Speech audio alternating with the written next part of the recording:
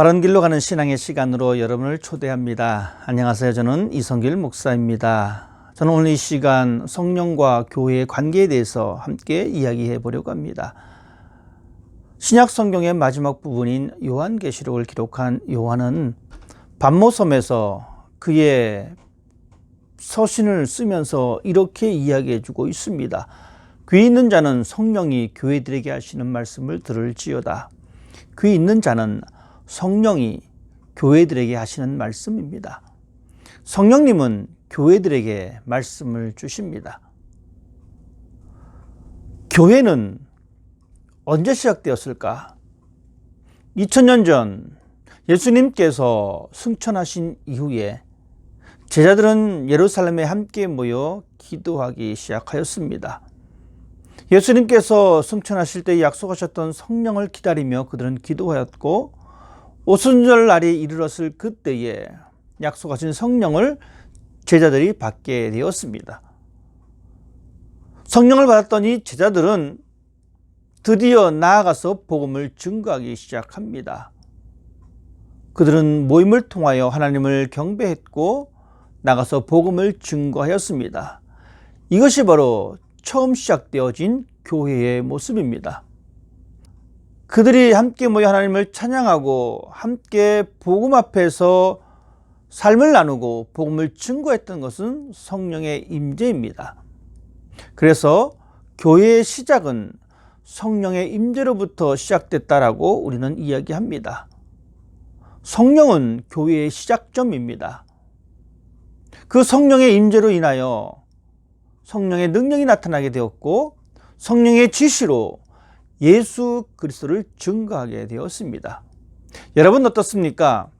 우리가 성령과 교회를 이야기하는데 우리의 개인적인 모습도 마찬가지입니다.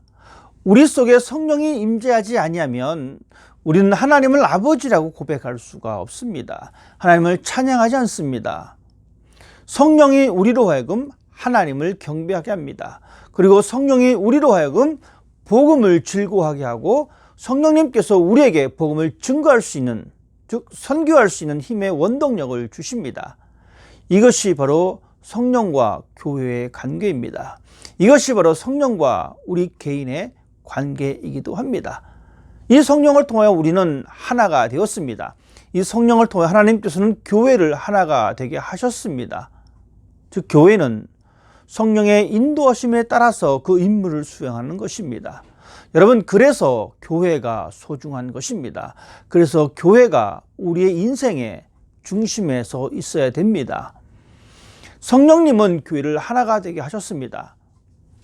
우리가 알듯이 성령은 하나님의 영입니다. 성령은 그리스도의 영이십니다. 성령으로 거듭난 교회 안에 성령이 거하십니다. 성령님은 우리를 하나로 만드셨고, 그래서 우리로 하여금 한 형제 자매의 그 모습으로, 그리스도 안에서 그 모습으로 살아가게 하셨음을 우리는 경험할 수가 있습니다. 그 성령님은 교회를 하나로 만드셨고, 그 성령님은 교회를 통하여 선교하게 하셨습니다. 여러분, 선교의 주체는 바로 하나님이십니다. 하나님은 교회를 세우시기 이전에 먼저 성령님을 주셨습니다. 그리고 그 성령을 받은 교회는 그 성령을 통하여 선교하게 되어지는 것입니다. 즉 선교의 주체는 성령님이십니다. 성령의 임재의 결과로 제자들이 나아가서 복음을 증거하게 되었습니다. 하나님은 성령을 주셨고, 그 성령은 교회를 통하여 복음이 전파되도록 하셨습니다. 성령님은 교회가 전하는 복음에 능력을 더하십니다. 여러분, 우리가 함께 예배하며 함께 모이는 이 공동체에 드러나는 이 복음의 활동을 여러분 기억해 보시면 쉽게 이해할 수가 있습니다. 이 복음은 죄를 깨닫게 하는 능력이 우리들에게 있습니다. 인간은 죄로 인하여 탄식하며 인간은 죄 때문에 허덕이고 있습니다. 신음하고 있습니다. 그 고통의 소리가 있습니다. 그러나 불행하게도 인간의 죄로 인하여 느끼는 그 절망과 고통을 느끼지 못하는 사람들이 있습니다. 어떤 사람입니까?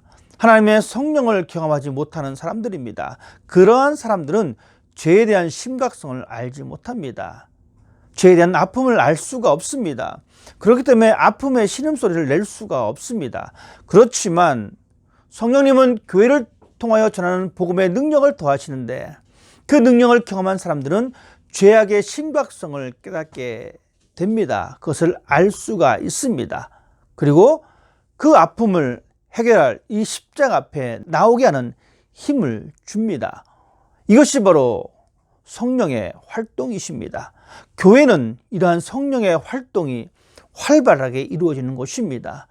여러분, 우리가 복음 앞에 섰을 때에 우리의 죄성을 쳐다볼 수가 있지 않습니까?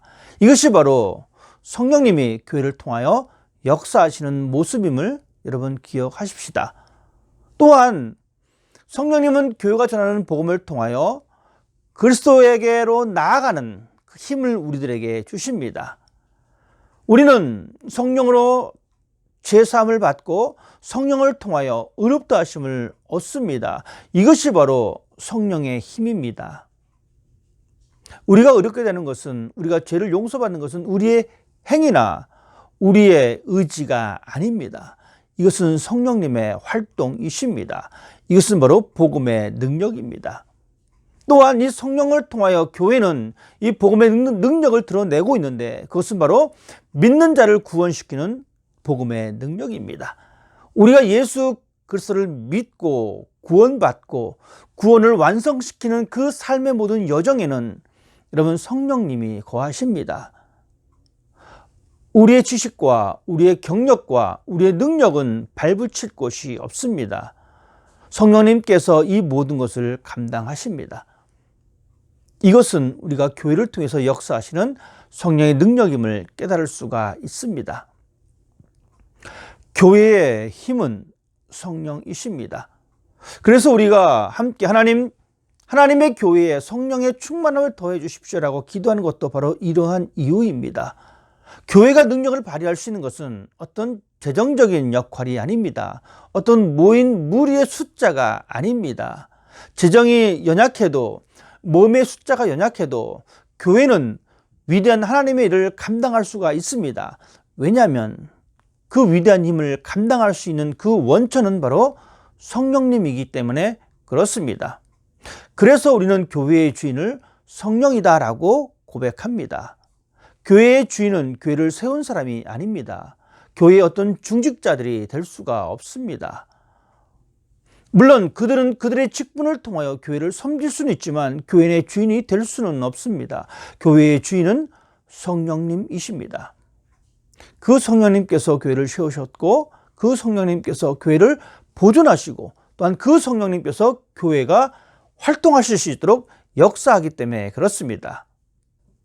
그 성령님은 각 사람을 통하여 우리에게 그 임무를 맡겨주셨습니다.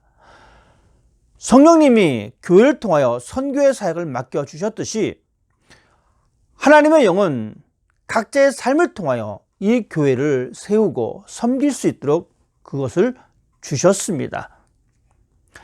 하나님의 영은 끊임없이 교회에 말씀하십니다. 하나님의 영은 끊임없이 성경 말씀을 통하여 우리에게 말씀해 주고 있습니다. 우리가 섬기는 이 교회를 여러분 어떠한 마음 자세를 가지고 어떠한 태도를 가지고 섬길 것인가? 그 해답은 성령입니다.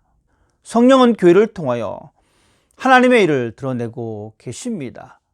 이 성령님이 이 교회의 주인 되어 주시고 이 성령이 교회의 힘이 되어 주십니다.